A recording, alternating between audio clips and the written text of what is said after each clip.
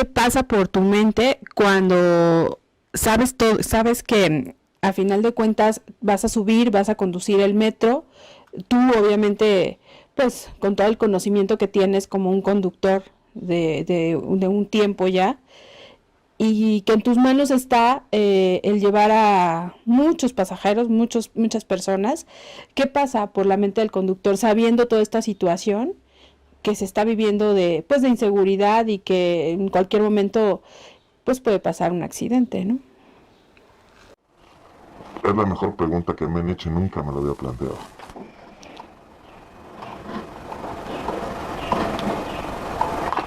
Definitivamente. Nunca lo había pensado. Te soy honesto.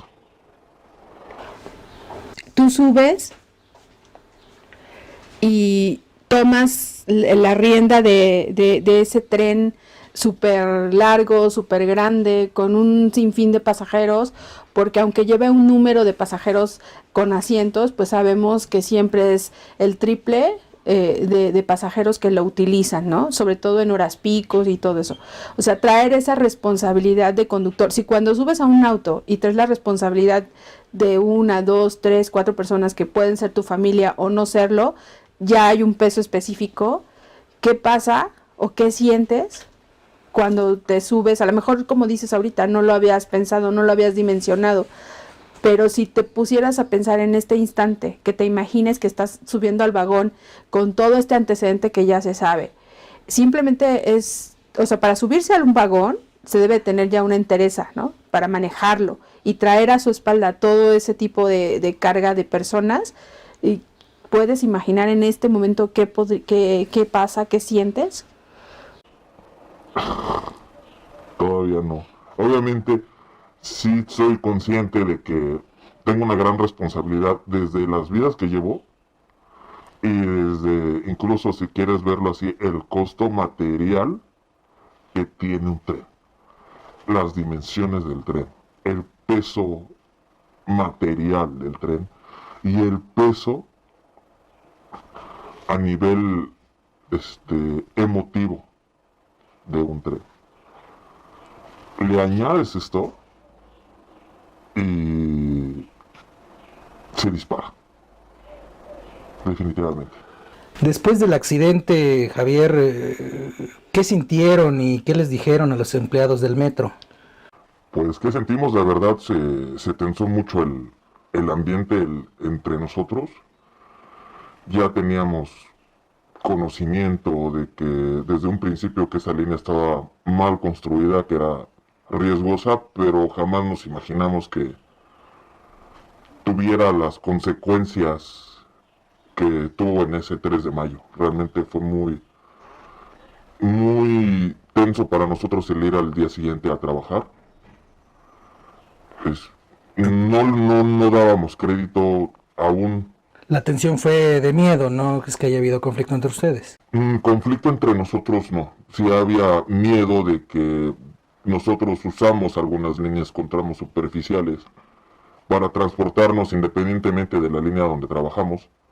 Sí. Y hay miedo de que, por ejemplo, algunos tramos que ya se habían reportado también con anterioridad, como son los de línea B o los de línea 9, que tienen daños también bastante considerables después del sismo, el usarlos después de lo que pasó con línea 12, pues obviamente, como usuario, cuando la ocupas te da miedo, pero también tus compañeros que laboran en esas líneas, pues también te preocupan. El conductor que llevaba esa noche el vagón accidentado era el último viaje.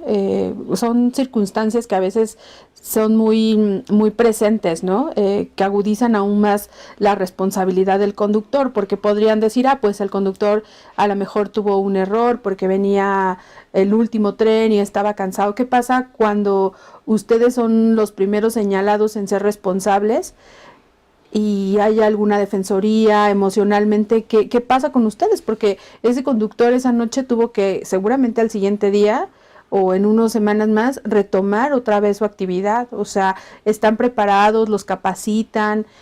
¿Hay esa parte emocional de ese cuidado de ese conductor? Mira, por experiencias que hemos tenido, bueno, no en esta fue una situación extraordinaria. Obviamente, pues sí es normal que el compañero, pues sí sienta un impacto, porque realmente, pues creo que nadie esperaba un acontecimiento de las magnitudes que se presentó. ¿Qué es lo que pasa en un incidente? Generalmente te llevan a tu clínica y te dan te mandan te incapacitan unos días y si hay apoyo. Desconozco si le dieron alguna incapacidad por cierto tiempo.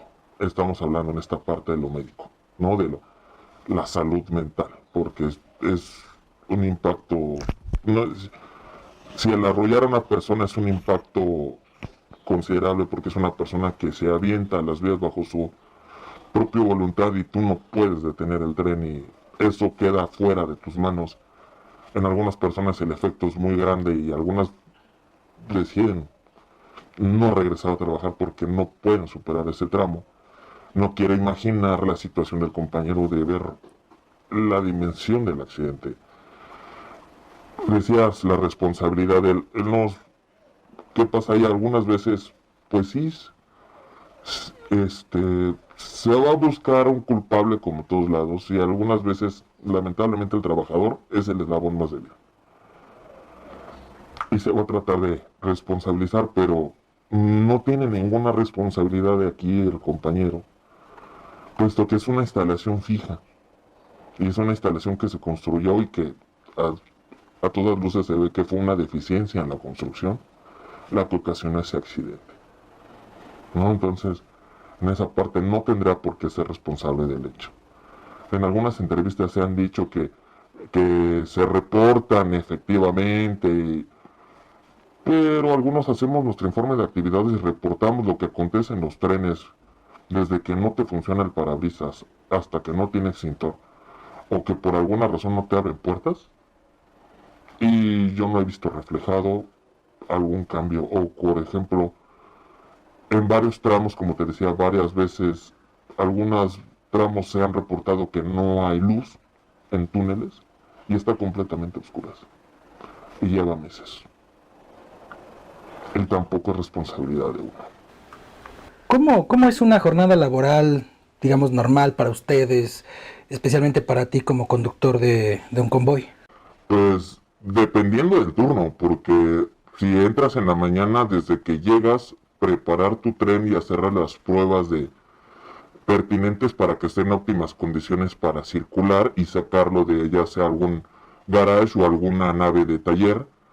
Empieza tu día, sacas tu tren, das generalmente en la línea, depende de la línea, si es una línea grande generalmente son 3 o 2 vueltas, al principio y sales a tomar tus alimentos, y después de esas 3 o 2 vueltas, cuando es líneas grandes, pues regresas a concluir con tu servicio.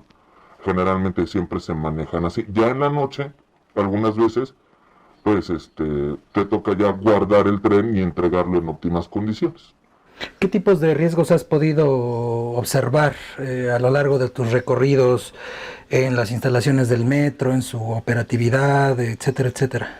Básicamente, falta de mantenimiento más que nada en tanto instalaciones fijas como en material rodante.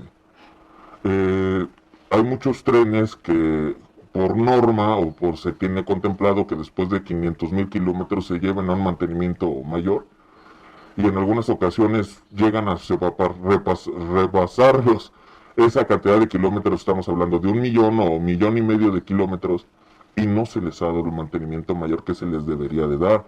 En las instalaciones fijas hay muchas que realmente sí ya han soportado de milagro y pueden ocasionar algún accidente porque realmente no se les ha dado el mantenimiento que debería darse. De hecho, en algunos tramos de algunas estaciones que ha aumentado el caso de supuesto robo de cable de luz dentro de las instalaciones. Algunos tramos en algunas estaciones están a oscuras, o lo que se conoce como interestación. A raíz de eso, se ha reportado en varias ocasiones, pero pues se siguen funcionando a oscuras. Ante todo este contexto que nos das, ¿qué riesgos pueden tener ustedes, los trabajadores del metro, y qué riesgos pueden tener, digamos, de forma paralela los propios usuarios, o es un riesgo conjunto? Es un riesgo conjunto, porque al final de cuentas nosotros también vamos con ellos dentro del convoy. Sí, lo estamos operando, pero al final de cuentas estamos en el mismo tren. Entonces, si llega a haber algún accidente por falta de mantenimiento en algún tren, pues las dos partes estamos en riesgo. Si algo pasa por las instalaciones fijas, tanto trabajador como usuario también estamos en riesgo. Aquí la situación es que varias veces se ha manifestado que le hace falta mantenimiento, pero pues se hace caso omiso. Del 1 al 10, ¿cuál, según tu perspectiva, cuáles son las probabilidades de que vuelva a ocurrir un accidente como el de la línea 12, independientemente de la línea? Buena pregunta. No te podría dar una calificación, digo, porque de verdad varias veces, digo, podemos darnos cuenta de que aún pese a los daños que se ven en las tramos superficies que se han reportado, fueron instalaciones que se hicieron con antigüedad y vaya, los materiales han soportado. Entonces eso también ha ayudado. Obviamente estamos hablando de que 1970, 80, a los 2010 sí ha cambiado mucho el tipo de material, reducido costos y obviamente reducido en calidad. Pero eso a lo mejor pudo haber influido también en el accidente de línea. No podría no podría emitir una nota calificatoria al respecto en esa parte. ¿Qué le falta entonces al sistema de transporte colectivo Metro de la Ciudad de México para que pues opere con cierta normalidad o con normalidad, con seguridad para todos los usuarios y sus trabajadores? Una mejor administración para que se pudiera dar ese mantenimiento que tanto se necesita. Administración del gobierno de la ciudad, o también por parte del sindicato de trabajadores. Buena pregunta. Yo creo que más que nada es la administración, porque al final de cuentas el sindicato es una cuestión básicamente laboral y el sindicato o los sindicatos han tratado de pugnar por una solución a esas situaciones. Te voy a poner un ejemplo. Varias veces, cuando pasó lo del accidente de línea 5, de hecho ya había conocimiento por parte del sindicato y se lo había hecho a la dirección general, hasta donde tengo entendido, sobre la situación del tren que ocasionó el alcance de trenes en línea 5. Entonces también se habían hecho gestiones precisamente de esa parte. No sé qué tantas se habían hecho por lo que había pasado en línea 12, en esa parte sí la desconozco, no puedo emitir una parte al respecto, pero también sí sé que se han emitido comunicaciones respecto a la falta de administración para tener el mejor mantenimiento en las instalaciones. Sí, desde tu punto de vista, ¿por qué crees que no se ha hecho nada para mejorar todas las instalaciones del metro? Puede ser desidia, revancha política, por en este caso la dirigencia sindical y la persona que está en la administración y el partido que está en el poder. Son varios intereses ahí que realmente dar con uno en particular sería muy complejo. Pero sí el chiste es que se ha descuidado mucho esta vía de comunicación y realmente ni siquiera les afecta a ellos, les afecta a la gente. ¿Consideras que el sistema de transporte colectivo Metro de la Ciudad de México está al borde del colapso en términos de seguridad para empleados y sobre todo para usuarios? No lo considero al borde del colapso, pero sí considero que sí está en un semáforo, que está muy de moda el término semáforo. Sí considero que está en una parte muy cercana al rojo. ¿Crees que van a seguir ocurriendo accidentes independientemente de la magnitud? Si seguimos como seguimos. Así es. No lo descartemos que a largo o mediano plazo se presente otro incidente. No sabemos de qué magnitud es como el que ocurrió el 3 de mayo, pero sí. El metro de la Ciudad de México, ya última pregunta, ¿es una bomba de tiempo? Lo he escuchado en muchas entrevistas, lo he escuchado en muchos documentos, compañeros, gente. Y sí es una bomba de tiempo. Te agradezco mucho, Javier.